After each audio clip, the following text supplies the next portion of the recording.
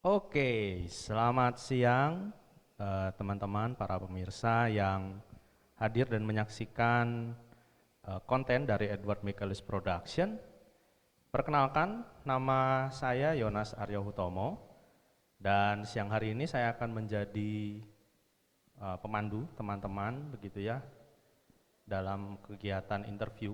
Kita akan ngobrol-ngobrol singkat gitu. Dan bersama saya sudah hadir di sini Romo Albertus Bagus Laksana, SY, begitu. Saat ini beliau menjabat sebagai Dekan Fakultas Teologi, Fakultas Teologi Universitas Sanata Dharma Yogyakarta, begitu. Tetapi baru beberapa hari yang lalu beliau ini menjadi rektor terpilih Universitas Sanata Dharma, begitu.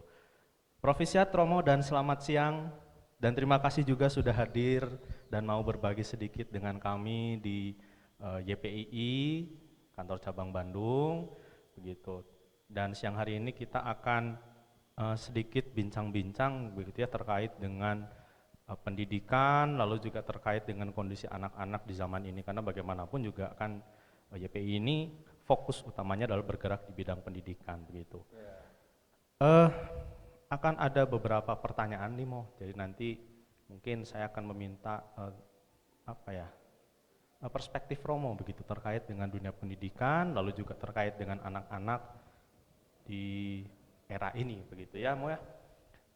Baik, pertanyaan pertama nih Mo, mungkin bagaimana sih pandangan Romo terkait dengan dunia pendidikan begitu di zaman pandemi saat ini dan juga nanti setelah pandemi atau pasca pandemi, apa yang akan menjadi peluang dan tantangan bagi kami atau secara khusus kita berbicara secara dunia pendidikan itu sendiri, kira-kira bagaimana Mo? Ya, terima kasih Yonas. Kamu juga alumni Universitas Sanata Dharma ya? Betul sekali Romo. Maka ini membanggakan bisa berbincang-bincang dengan seorang alumni yang sudah mengabdikan diri di dunia pendidikan. Tentu saja ini kebanggaan untuk kampus, kebanggaan untuk Sanata Dharma ya, keluarga juga pendidik di Sanata Dharma ini. Nah, saya berpendapat bahwa memang pendidikan ini adalah salah satu ranah bidang kehidupan yang mungkin paling terdampak juga ya oleh pandemi ya. Dalam banyak hal pendidikan itu dipertaruhkan justru di saat pandemi ini, meskipun sebelumnya kita sudah bicara mengenai disrupsi ya, mengenai artificial intelligence, mengenai revolusi industri 4.0, kemudian macam-macam yang lain, tantangan yang akan menghadang dunia pendidikan di era kemudian datanglah pandemi gitu ya. Seakan-akan semua omongan kita dulu itu kemudian dipush sampai level yang paling radikal, sampai level yang paling membingungkan, bikin stres orang di dunia pendidikan, pendidik, industri pendidikan, dosen, guru, tetapi juga kemudian orang tua menjadi sadar bahwa pendidikan juga merupakan tugas dan kewajiban mereka dan mereka nggak siap gitu ya. Waktu itu selama pandemi, terutama di tahun pertama mungkin kita betul-betul mungkin terasa tidak siap. Tetapi kemudian pelan-pelan kita tahu bahwa sebetulnya semua ini adalah sebuah kesempatan bagi dunia pendidikan untuk betul-betul kreatif. Kreativitas bagi saya adalah inti dari pendidikan itu. Kalau Romo Triarkarai selalu mengatakan pendidikan itu memanusiakan manusia muda, dan itu basisnya adalah kombinasi antara dua, individualitas yang kokoh. Sebagai seorang individu, manusia itu bebas, tetapi dia juga terhubungkan. Jadi konektivitas yang juga kuat itu adalah bagian dari dinamika pendidikan sejati, pendidikan manusia yang mendalam untuk dirinya sendiri, tetapi juga meluas, terhubung dengan realitas di sekitarnya, dan dia akan menjadi individu yang integral dan utuh. Nah, kreativitas dalam hal itu adalah bagian terpisahkan dari pendidikan yang integral ya, dan justru kreativitas ini kemudian diuji selama pandemi ini, sekaligus kekokohan individualitas kita. Banyak orang stres, banyak orang merasa mungkin kebingungan, kesepian, gelisah selama pandemi, tetapi itu semua adalah ruang yang kelihatannya nestapa, tapi penting bagi seorang individu untuk masuk ke relung-relung hatinya. Maka selama pandemi ini, kalau manusia, pembelajar dan juga pendidik itu belajar memahami situasi dan masuk ke dalam situasi dengan mendalam, dia akan belajar mengenai siapa dirinya, kemudian dia akan merasa juga butuh koneksi, tetapi koneksi yang otentik hanya mungkin dialami oleh orang yang punya individualitas yang begitu mendalam, bukan orang yang mengawang-awang, yang tidak tahu diri, tidak tahu siapa dia, dambaan-dambaan terdalamnya, apa cita-citanya, mimpi-mimpinya, dan sebagainya.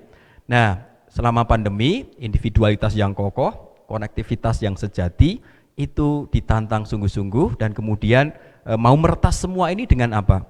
Kreativitas. Maka saya kira 3 hal ini pun sesudah pandemi akan menjadi kunci untuk pendidikan yang integral dan menjawab tantangan zaman yang panjang ya, bukan hanya menjawab tantangan pendidikan pasca pandemi selama 5-10 tahun, tapi saya kira ini sangat mendasar dan fundamental ya. Kreativitas misalnya, dengan imajinasi yang sekarang juga difasilitasi dengan teknologi macam-macam, kalau kita pintar dan jeli menggunakan itu, akan menghasilkan generasi muda yang sangat kreatif. Dulu saya pernah menggambarkan pendidikan yang sejati sebetulnya tidak mencetak tukang-tukang, mencetak teknisi yang praktis punya pengetahuan sangat baik, tetapi akan menjadi tidak relevan, menjadi obsolet dalam waktu 10 tahun misalnya. Karena dunia ini berubah dengan cepat dan pandemi itu mempercepat perubahan itu, maka kreativitas lewat imajinasi, lewat berbagai macam daya jiwa, daya pikir, daya rasa manusia itu akan menjadi modal utama. Pendidikannya bukan mencetak tukang, tetapi mencetak seperti apa ya, citah gitu, harimau yang bisa agile gitu ya, kemana-mana objeknya pindah itu dia berpindah juga arahnya gitu. Jadi dia itu jeli tetapi matanya tajam melihat apa yang harus dia perbuat itu, apa yang akan dia tangkap, dia tahu, punya tenaga. Dia bisa berlari cepat, tapi selalu bisa mengubah arah tanpa harus kehilangan arah dasar, yaitu arah dasarnya mencapai tujuan tertentu. Tetapi sarananya bisa ganti-ganti dan keterampilannya bisa ganti-ganti gitu ya. Nah itu seperti citah, tidak seperti misail. Kalau misail itu peluru kendali itu sudah diprogram, sudah jelas gitu ya. Titiknya sudah jelas ya, trajektorinya sudah jelas. Iya. Kalau yang tantangan kita sekarang mungkin menciptakan insan yang sungguh-sungguh bisa kreatif. Oke, jadi kalau misalnya mungkin itu tadi yang mungkin menjadi tantangan, bagaimana kita menciptakan individu-individu yang kreatif begitu ya, di pendidikan, dalam konteks pendidikan di zaman pandemi ini dan nanti kemudian juga di pasca pandemi begitu. Lalu kalau misalnya menurut Romo nih, menanggapi tantangan tersebut dalam konteks dunia pendidikan, kira-kira hal konkret apa sih yang bisa dilakukan bagi kami para pendidik begitu, atau orang mungkin yang berkecimpung di dunia pendidikan begitu. Ya kalau misalnya kita membicara secara khusus dalam konteks ini adalah di YPI sendiri, kira-kira menurut Romo hal konkret apa sih yang perlu dan bisa dilakukan untuk menghadapi tantangan yang tadi sudah Romo sebutkan dalam konteks kreativitas begitu Mo? Ya, saya kira ada banyak yang sangat nyata bisa dilakukan ya. Saya kira yang pertama itu membuka ruang-ruang kreatif, entah bagaimana caranya, pendidikan atau maksudnya kelas yang dilakukan secara kreatif oleh gurunya, interaktif, membuat anak itu sungguh-sungguh berperan di dalam semua ini, didengarkan segala keprihatinan, tapi juga gagasan-gagasannya. Mungkin beberapa tahap pertama itu awalnya mereka belum bisa ya diajak langsung kreatif begitu, tapi kalau diberi ruang, diberi project-project gitu yang mungkin arahnya problem solving, tetapi diberi kerangka-kerangka nilai, concern, berpikir dulu mengenai persoalan. Mengapa ini menjadi persoalan? Karena ada nilai tertentu dari Edward Michaelis atau dari nilai-nilai Kristiani, dari nilai-nilai kemanusiaan, kebangsaan. Ada perkara misalnya pandemi mengakibatkan kemiskinan di lingkungan tertentu, di kampung tertentu yang dekat dengan sekolah, kemudian mereka disuruh berimajinasi ya, kenapa ini jadi masalah? Ini masalah apa bukan gitu ya? Jangan-jangan mereka tidak sadar bahwa ini masalah. Maka dididik supaya dalam setiap kelas pun ada usaha untuk menanamkan nilai, tapi bukan nilai yang abstrak, nilai yang dihubungkan dengan konteks mereka ya. Keluarga mereka seperti apa? Kemudian apakah mereka itu melihat itu sebagai sebuah persoalan atau biasa-biasa? Kalau itu persoalan, mereka sendiri bisa ikut menjawabnya seperti apa? Mengapa mereka harus belajar? Mengapa mereka harus rajin, harus tekun dan sebagainya? Saya kira kalau anak zaman sekarang cuma dikhotbahi mengenai semua nilai itu, mereka mungkin tidak langsung sadar ya. Tetapi kalau dilatih melihat bahwa kalau nilai ini nggak jalan karena kenyataannya di keluargamu begini, di lingkungan sekitarmu begitu, di jalan kamu dari rumah ke sekolah kalau sudah PTM begini. Jadi mata yang terbuka dan hati yang punya nilai, kemudian mereka diajari melihat itu sampai ke ujungnya. Saya bisa berbuat apa gitu ya. Sehingga ada kreativitas yang terus gitu terbangun di otak mereka, di hati mereka yang responsif, kemudian di tangan dan kaki mereka dengan ilmu, dengan pembinaan-pembinaan yang lain, mereka bisa bergerak gitu ya. Jadi carilah project kemanusiaan, praktek ini itu yang akhirnya menjadi ujung dari banyak pembelajaran di kelas, dari dinamika kebersamaan di sekolah dan sebagainya ya. Kok saya berpikir begitu supaya mereka juga sebagai generasi yang bergerak, yang lincah, tidak mager. Mereka sebetulnya sangat kreatif tetapi harus diberi mungkin rangsangan-rangsangan itu ya. Semoga itu cukup konkret ya. Oke. Ya, berarti kalau boleh saya simpulkan, mungkin yang bisa kami lakukan atau mungkin secara lebih luas di YPI ini bisa dilakukan adalah bagaimana kita sebagai seorang pendidik ini mau menciptakan ruang-ruang kreatif bagi anak untuk bisa bereksplorasi, lalu kemudian menyalurkan apa yang menjadi bakat, lalu juga menjadi ya concern dia. Kita berbicara konteks secara hidup mereka konkret sehari-hari, begitu ya Mo ya?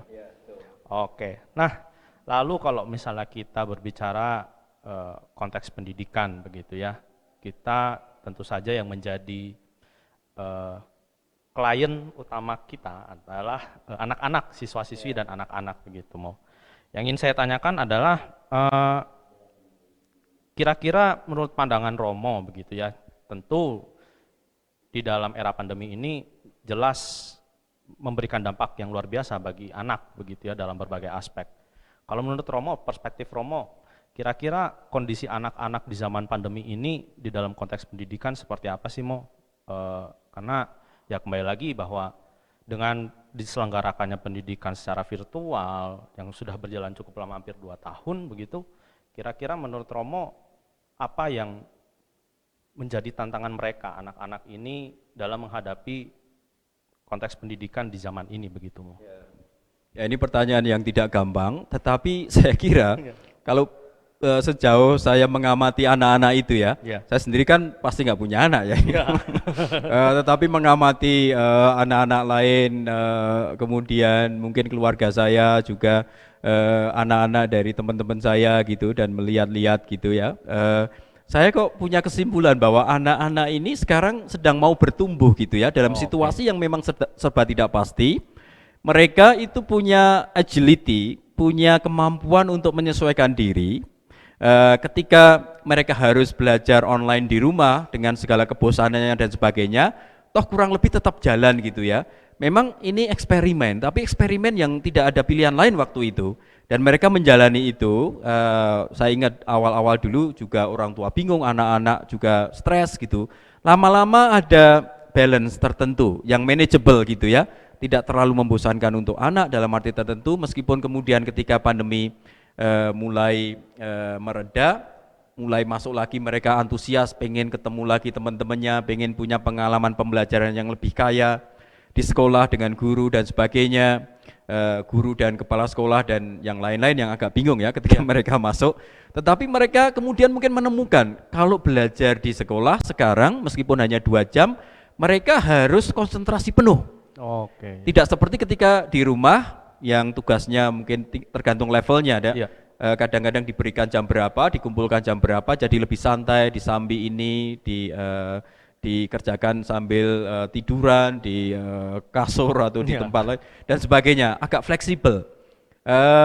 Mereka tahu bahwa yang seperti itu punya sesuatu yang bisa dinikmati, yaitu informalitas ya, Iya. informal, bisa macam-macam yang lain sembari tetap belajar. Lalu ketika belajar lagi, mereka harus konsentrasi, mereka mungkin merasa capek ketika PTM di sekolah, tapi mereka saya kira dengan perubahan-perubahan seperti ini mereka akan belajar sebagai pribadi, terus supaya aku berkembang, supaya aku nyaman belajar itu tekniknya gimana? Kalau harus di rumah, nikmati fleksibilitasnya. Kalau harus di kelas, konsentrasi, aku harus berlatih konsentrasi juga. Kalau menurut saya, kalau mau berpandangan positif, anak-anak ini akan dilatih menjadi pribadi yang memang harus adaptable gitu ya. Oke, bisa Karena beradaptasi ya gitu. beradaptasi karena justru karena keadaan tidak menentu ini, mereka didik menjadi generasi yang harusnya tidak fanatik learning itu harus online karena online terus juga bosan. Ya. Tapi kalau di kelas terus juga terlalu lama juga tidak kuat lagi, maka sebentar tapi mereka harus bisa konsentrasi. Oke. Nah, kalau guru-guru pendidik dan sistem pendidikan mengakomodasi agility dan kemampuan mereka seperti ini, saya kira itu akan menjadi kreatif ya, baik dan sama-sama bahagia. Saya kira pendidik sama yang menjalani pendidikan itu anak-anak. Kurang lebih seperti itu kok saya berpikir ke sana ya hari-hari ini. Oke. Jadi Romo melihat bahwa anak-anak ini saat ini sedang punya waktu, punya kesempatan untuk berkembang menjadi pribadi atau individu yang mungkin bisa beradaptasi dengan lingkungan dan harus mau tidak mau ya sebenarnya ya, lingkungan yang membentuk mereka untuk menjadi individu seperti itu, begitu ya Mo ya. Lalu begini Mo, saya pengen Romo menyampaikan mungkin pesan untuk para guru atau para pengajar, lalu juga untuk siswa-siswa kami yang mungkin saat ini sedang menonton video ini, begitu Mo, bagaimana memberikan penguatan untuk tetap bisa berjalan, lalu juga mungkin untuk orang tua, begitu, karena di era pandemi ini kan orang tua dalam tanda kutip menjadi guru juga gitu ya, mengambil mayoritas peran guru karena anak-anak berada di rumah dan di bawah pendampingan orang tua. Silahkan Romo. Ya, untuk para pendidik, teruslah kreatif, sadar bahwa ini momen yang sangat besar, sangat penting untuk perubahan zaman yang sangat mendalam. Para guru, para pendidik itu juga berada dalam momen perubahan ini. Kalau kita menganggap momen perubahan ini adalah momen yang produktif, momen yang kreatif, kita tidak hanya akan terus relevan, tetapi kita sendiri akan menikmati ini sebagai pribadi dan menemukan panggilan baru sebagai pendidik dengan cara yang kreatif. Ternyata menjadi pendidik itu juga berkembang begitu ya. Ternyata kita kadang-kadang makin mundur dari segi panggung gitu, tidak menguasai panggung pendidikan dalam arti mengajari semuanya, tetapi kita berjalan bersama dengan anak-anak, kita belajar bersama menanggapi situasi. Kita juga masih punya celah untuk menjadi pendamping mereka dengan cara yang baru. Tidak terutama ngajari macam-macam kalau di level yang makin tinggi gitu ya, tetapi menjadi teman seperjalanan, menjadi semacam kadang-kadang juga kompas ya, pengarah gitu kalau anak-anak ini butuh sebuah bimbingan yang tidak hanya soal keilmuan, tetapi bagaimana memaknai hidup, bagaimana berjalan dengan situasi yang serba tidak pasti. Mereka membutuhkan teladan, membutuhkan teman, membutuhkan mungkin juga petunjuk, kompas itu. Maka pendidik dalam pengertian bukan hanya guru bidang studi ya, tapi pendidik manusia itu menjadi lebih terbuka di zaman sekarang. Kuncinya kita selalu terbuka pada hal itu. Kemudian untuk anak-anak itu pesan saya adalah nikmatilah masa ini sebagai masa yang akan mendefinisikan atau membentuk kalian semua. Masa ini akan menjadi masa yang sungguh-sungguh mewarnai hidup kalian. Maka jangan takut, jangan cemas dengan segala ketidakpastian ini, hadapi saja.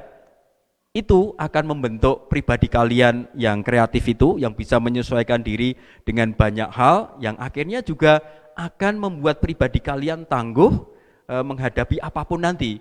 Kalau generasi yang dididik oleh pandemi seperti ini berhasil tumbuh, pandemi yang lain, tantangan hidup yang lain, itu saya kira akan lebih gampang, tidak hanya lebih gampang sebetulnya, akan lebih exciting untuk menerima tantangan baru. Karena kita yakin kita akan bertumbuh dalam setiap tantangan yang kemudian, wong kita sudah bertumbuh dalam tantangan yang seperti ini. Kemudian untuk orang tua, saya kira ini juga kesempatan yang sangat baik untuk menjadi parents, menjadi orang tua yang sungguh-sungguh hadir gitu ya.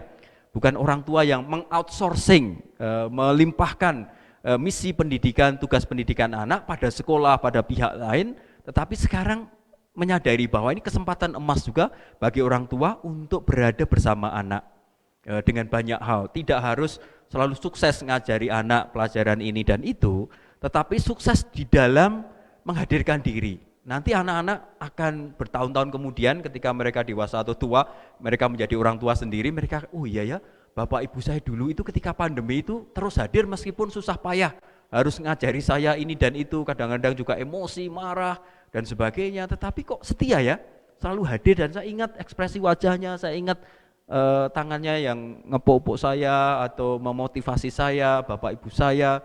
Ayah sekarang juga hadir, tidak hanya memikirkan kerjaan atau karir, uang dan sebagainya, tapi menjadi father, dan ibu juga menjadi mother. Keibuan dan kebapaan itu hadir, sehingga keluarga benar-benar menjadi tempat pendidikan juga yang sejati, yang juga sangat penting untuk nanti berkolaborasi dengan institusi pendidikan yang lain termasuk sekolah dan kemudian juga masyarakat ya. Kalau demikian ya saya kira semuanya itu akan disyukuri sebagai rahmat Allah ya, Yonas. Iya, baik. Iya, begini Romo sebagai praktisi di di dunia pendidikan, khususnya di pendidikan tinggi begitu Ini kebetulan di YPI Bandung ini punya jenjang SMA nih Nah, kalau dari Romo sendiri, kira-kira kemampuan-kemampuan apa sih yang mungkin perlu disiapkan oleh teman-teman di SMA Trinitas Bandung, yang mungkin hal ini menjadi hal yang penting untuk dimiliki oleh teman-teman SMA dalam menghadapi, karena nanti kan mungkin dari teman-teman SMA ini kan mungkin akan melanjutkan ke pendidikan tinggi begitu ya ya. Kira-kira hal apa sih yang menjadi sesuatu yang penting untuk mereka miliki begitu Ya, ada dua hal yang bisa saya sebut. Yang pertama itu pemikiran kritis ya. Pandemi ini kan juga dipenuhi dengan hoax, dengan berita bohong, dan berita bohong dan hoax itu sudah muncul sebelum pandemi, tapi menjadi-jadi dan mengorbankan banyak hal ketika pandemi ini. Dan masyarakat dididik sekarang, kalau mau berkembang, kalau mau survive, itu harus punya kemampuan kritis gitu ya. Jadi bisa berpikir secara kritis, tidak ngawur, menguasai ilmu, menguasai pengetahuan dengan baik, maka sekolah itu tetap penting, tapi mencari pengetahuan di luar kelas juga sangat penting, dengan keterbukaan akal budi, ketajaman berpikir, tetapi juga kedalaman hati nurani. Ini semua mau aku pakai untuk apa? Kan untuk kemanusiaan gitu ya. Jadi berpikir kritis atas dasar nilai kemanusiaan, dan iman itu sangat penting untuk nanti ke universitas gitu ya. Di universitas penjelajahan ilmu akan menjadi lebih liar lagi. Ada banyak hal yang kita pertanyakan atau kita pelajari, tapi itu harus dilandasi oleh pemikiran kritis dan hati nurani itu. Dan yang kedua adalah keterlibatan sosial masyarakat ya. Menjadi mahasiswa di perguruan tinggi itu bukan hanya untuk diri sendiri. Makin tinggi pendidikan kita, tanggung jawab sosial kita untuk masyarakat itu menjadi lebih besar. Dan kita tidak bisa tumbuh dewasa sebagai manusia tanpa sadar akan tugas yang lebih besar daripada sekedar karir kita. Tugas kita di dalam masyarakat untuk kemanusiaan. Nah, di SMA ini sudah mulai dan sebagainya, tetapi di universitas ini lebih diintensifkan lagi. Aku mau memilih profesi, panggilan, keilmuan seperti apa, dan aku akan berperan apa di dunia ini. Bukan hanya untuk karirku, untuk keluargaku, gajiku nanti berapa, tetapi apa yang bisa kita sumbangkan ke dunia yang sedang menjerit, yang sedang punya banyak persoalan, juga sesudah pandemi ini. Nanti di universitas semua hal itu, ketiga hal itu akan diolah dengan cara yang macam-macam, tetapi semoga menjadi perjalanan jiwa, perjalanan akal budi, perjalanan kebersamaan yang mengasihkan itu, studi di universitas. Begitu, Baik, Yonas. terima kasih. Jadi kemampuan untuk berpikir kritis dan mau terlibat dalam lingkup sosial, begitu ya Mo ya? Oke, itu saja mungkin yang ingin saya tanyakan dan dan mungkin Ya, terima kasih. ya dan mungkin ingin kami bagikan dengan teman-teman semua yang menonton video ini begitu Mo. Dan mungkin untuk menutup interview kita begitu Mo, mungkin kami mohon berkat nih dari Romo gitu untuk karya pendidikan, lalu juga mungkin untuk para pengajar, para anak-anak dan juga mungkin para orang tua yang saat ini sedang berdinamika begitu dengan pandemi ini dalam konteks dunia pendidikan. Mari Romo silahkan kami mohon berkatnya Mo.